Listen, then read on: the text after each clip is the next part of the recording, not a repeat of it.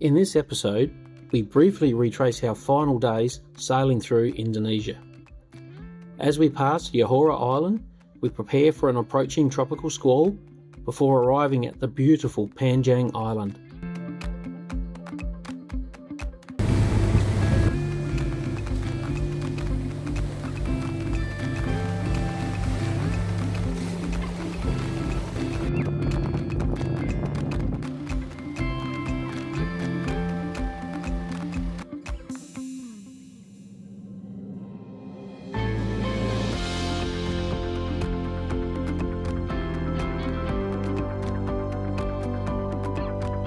As the weather clears, an incredible long white sand spit emerges, creating the perfect place to drop anchor for the night.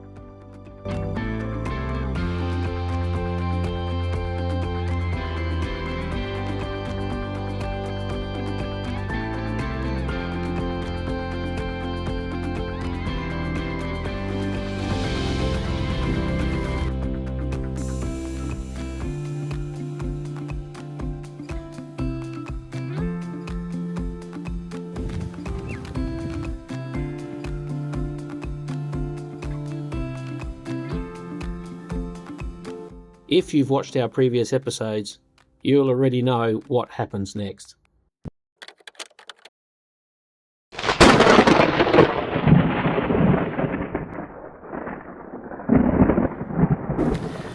One of our biggest fears come true.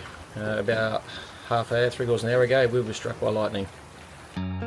We won't revisit the full story of the lightning strike and its aftermath, but if you've missed it or would like to watch it again, we've linked the episode covering the 820 nautical mile journey to get No Regrets 2 safely back to Phuket for repairs. Now, at Premier Boatyard in Phuket, it's time to begin the repairs, annual maintenance and a few long-planned modifications. We'll also show you some of the extensive electrical work required to repair the damage caused by the lightning strike.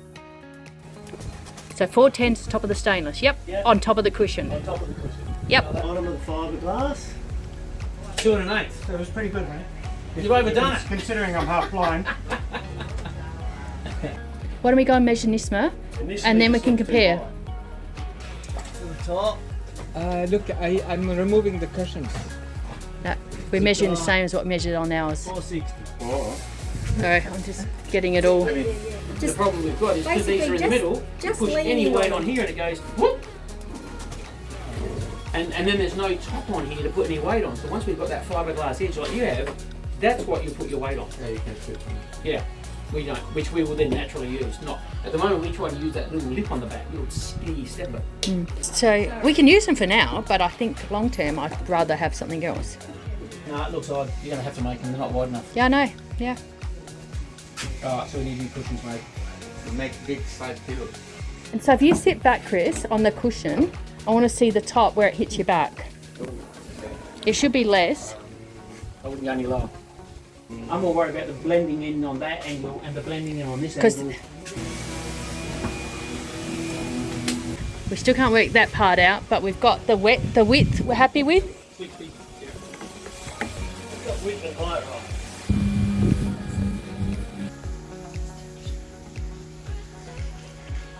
So our mock-up for the rear seat to fill it in. So we think just bulking this out to match this shape, level with the top, into the seat and across the back. So we believe that will work and look good.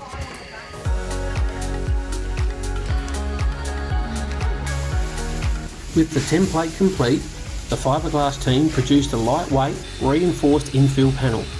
After applying the gel coat, it was carefully wet sanded and polished over multiple stages until it achieved a flawless finish.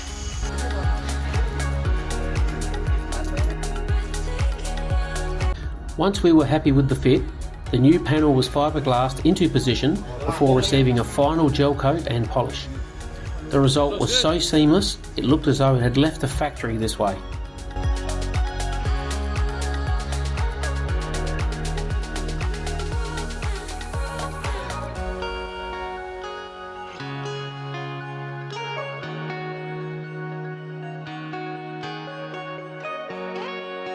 To complete the transformation, we had a local trimmer make a new set of backrest cushions, giving the modification a truly factory finished look. Today's project is we're trying to increase our galley food storage. Having the galley up, we haven't had as much as our 1260, and we saw on another 1370 recently that they had storage behind these seats here. So what we've just done, or what I've just done, Joe's not here at the moment. Okay, so I've got my multi-tool there in the background. What we've done is we've marked out the squares that we'd like, 3 going across the back here, we'll hold one in. We've run the multi-tool around this edge. Run the multi-tool around the edge, I've just finished cutting it. Goal being is that we'll reuse these lids. We'll cut a handle in the middle of them to be like the timber ones behind me. So what we'll do is we'll put a couple of blocks just across here on all four corners, and we'll have a little catch here where it can clip in, and we'll just with the handle in the middle of the hole, we'll just clip this back in just like the other shelves do. So we had some electrical cabling because we've got 240 volt and 12 volt down here. We've tucked it up on top of the cupboard. Plenty of room and clearance, so that's happy. And we've opened up the cupboard significantly. So we're going to put a shelf on top of here, and it will come across. This is about 22 centimeters wide, and we've certainly got a good 350 height here. So we should be able to get a fair bit in here. So that's our holes all cut out. Now I've got to go get some timber and fiberglass them in and gel coat them up. So we finished cutting our timbers. Probably didn't video enough of that. Now we're mixing up our epoxy, and we're fiberglassing in all the timber bits that are sitting in place here. It's a messy, sticky job, but I do like it. You like the smell of it? No, this one doesn't smell, but I believe the fumes are far more toxic for you. And you're doing it by candlelight. We drove around all day looking for this crap, and the woman was next to our boat. Literally. Cannot believe that. There was no sign writing on the ute, so we wouldn't have put two and two together.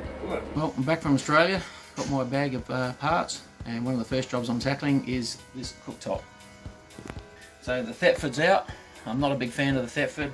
I don't really care about the gas. I've found that pretty useless. And I hate these pot holders. So we're going to get them cut off. The fiberglass guys are out the back doing the seat at the moment. We'll get that in a minute. And hopefully they can fix up the little chip holes. I'm not sure what we can do to blend them in because it's a speckled black. But anyway, the hole's slightly too, not wide enough, it's slightly skinny. And I think it's a little bit too deep. So we might have to do a bit of a back filler on this back edge here to get it all to fit together. But so we've gone with this Dometic 2-burner induction cooktop. It draws less wattage. It's meant for RVs and off-road, so it can take the vibration, so it's not just your home appliance that won't survive. So yeah, we're going to fit that in, and no more gas. The gas is only for the barbecue, nothing else. It's only for emergency. So the Thetford had a power supply for the igniter, which we no longer need, so that's going to be made redundant. Another circuit back on the C-zone. We'll block off the gas pipe. Not ideal, but we're going to block it off because under the oven here we have an isolator. We can actually just shut that off and stop it coming up anyhow. But we will block this off additionally for a two-way stop because obviously you do not want gas in the hull, very explosive. So it appears from the lightning strike we lost the ECUs, the engine controllers, the VC20 ECUs, they still call them, I don't know why the ECUs, they're not an engine, but the VC20 controllers. We've lost the VC20 controller arm, that's been blown as well. So yeah, she's both alternators, both start battery and charge and house batteries are blown, so she's taken out everything on this boat. Everything electrical is fried and no longer working. Very expensive replacement. Woohoo!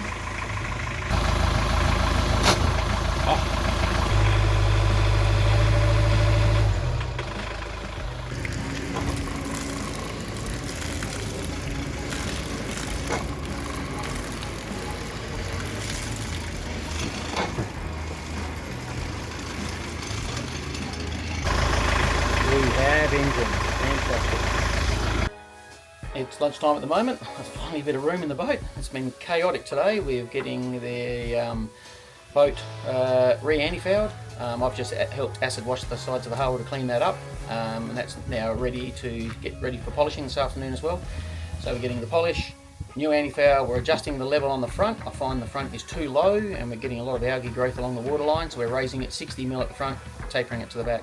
But yeah, the boys in the front here, they've replaced all the electronics here under the nav desk, so they're now moving on to under the seat, doing all the DC to DC charges. Then they'll get onto the solar controllers, charger inverter, and then we're getting close. We might be able to start switching things on, but they've got to do the B and G gear as well, so I guess that'll have to be done first before we power everything up. But starting to become a boat again. The relief is overwhelming. It's been 5 weeks since we were hit by lightning.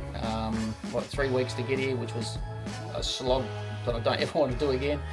And yeah, just a couple of weeks trying to get everything finalised and get started on repairs. But it's all going really well, so hopefully we might get a New Year's. We haven't got Christmas. The family's here. They're in accommodation because the boat's no longer functional, but we might get a week out of it, so it'll be good. We'll get something out. So we're raising the antifoul. We found that the water was too low. It was sort of sitting out there, and it would always get all this algae growth, horrible to maintain. So we're raising it up about 60mm. Alrighty, she's going back in the water. Completely disaster. It's crap everywhere, but we're in. We probably needed a couple of days to get it cleaned up, but we've got all the kids here for Christmas, so we're going in. New antifoul, props are done, polished. She looks pretty on the outside. She's a disaster on the in. Yeah, if we're lucky, we're able to score her to get back in on the 26th of day after Christmas. They're all still working here, which is really nice. And yeah, so the kids are flown up for Christmas, so we can at least get them out for a few days. You know, it saves us a fortune with accommodation. Oh, you got power? I don't know.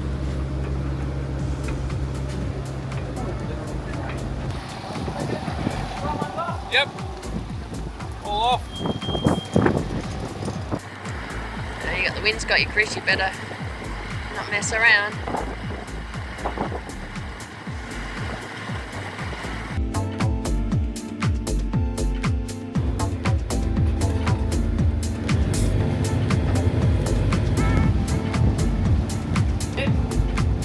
No deck.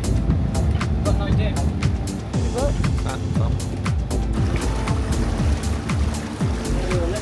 We're back in the water.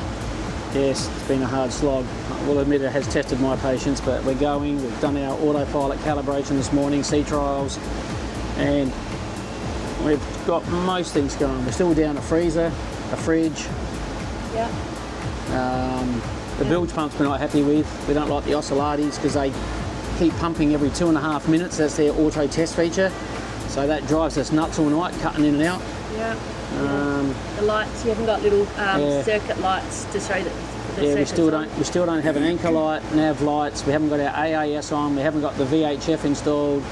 TV's still blown. The amplifier's blown. The TV riser's blown.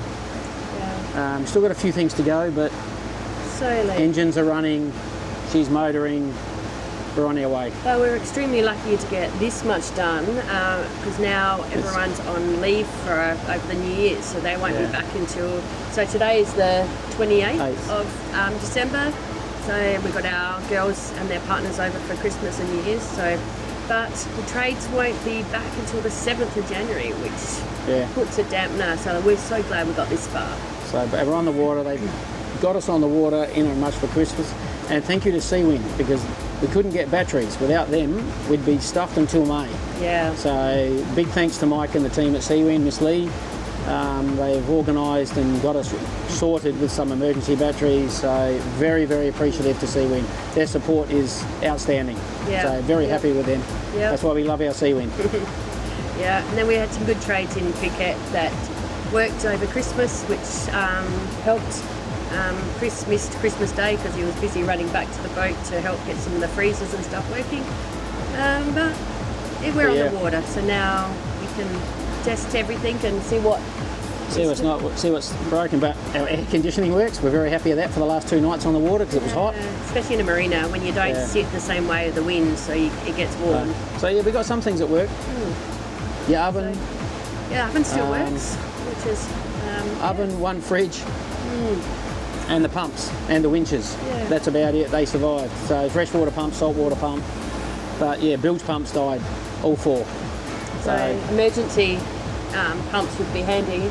So there's a few emergency things we might have to go through and make sure we've got spares. Yes, we bought the emergency pumps in Langkawi with cable and alligator clips for this emergency, and being lazy, I'll get to it one day.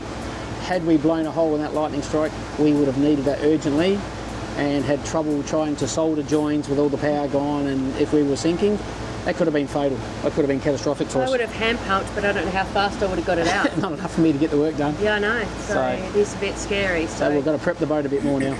Yeah. But we're moving. We're finally moving on the water. Incredibly, after just 3 weeks, most of our electrical repairs and annual maintenance had been completed. With almost every major electrical system needing replacement, it was an enormous effort by everyone involved.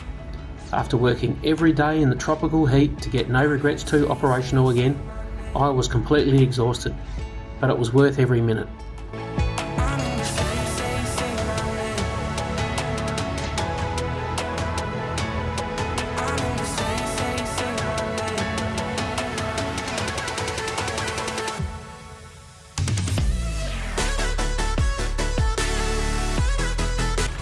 Although the work wasn't fully completed, the boat was ready enough for us to salvage the remainder of our Christmas holiday with our family.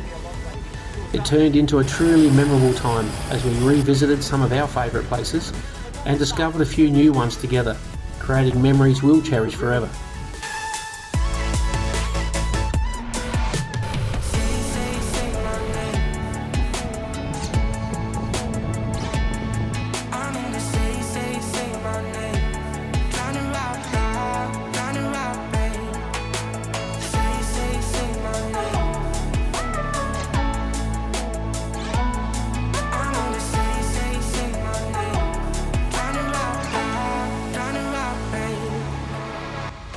We'll always be grateful to the tradespeople in Phuket, and especially to Seawind, who pulled out all the stops to get us back on the water. Without their dedication and support, we would have missed the holiday altogether.